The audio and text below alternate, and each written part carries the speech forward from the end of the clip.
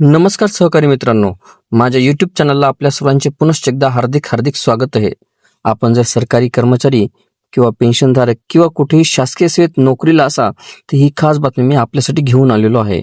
पण तत्पूर्वी आपण आमच्या चॅनलवर नवीन असल्यास चॅनलला निश्चित सबस्क्राईब करा आणि बेल आयकॉनला प्रेस करून ऑल नोटिफिकेशन्स ऑन करा, जेणेकरून आपल्याला व्हिडिओचे सर्व नोटिफिकेशन्स हे सर्वात अगोदर हे प्राप्त होतील. केंद्र सरकारने अखेर एक मोठा निर्णय घेतला, ज्यामध्ये महागाई भत्ता तब्बल 2% वाढवून 60% इतका करण्यात आला.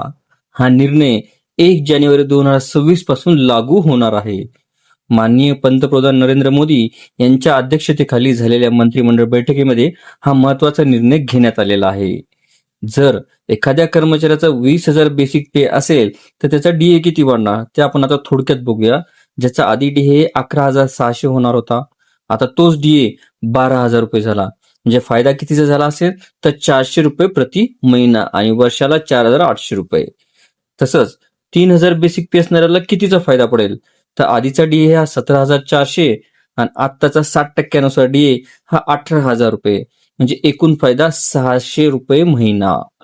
तसंच ज्याचं 40,000 रुपये बेसिक पे आहे त्याचा आधीचा डीए 23,200 आणि आत्ताचा 60% डीए 24,000 रुपये. म्हणजे त्याचा एकूण फायदा हा 800 रुपये प्रति महिना, वर्षाला 9,600 रुपये. महागाई भत्ता वाढत असल्यामुळे सरकार दरवर्षी जानेवारी आणि जुलैमध्ये डीएचा आढावा घेत असतं.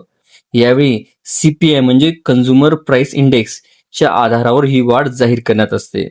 1 कोटीहून अधिक कर्मचारी आणि पेन्शनधारकांना याचा थेट लाभ मिळतो. थोडक्यात काय तर डीए 60%, वाढ 2% आणि लागू 1 जानेवारी 2026. त्यामुळे पगारात थेट वाढच होते. अशाच अपडेट मिळवण्यासाठी चॅनलला नक्की सबस्क्राईब करा, लाईक करा आणि कॉमेंट करायला विसरू नका.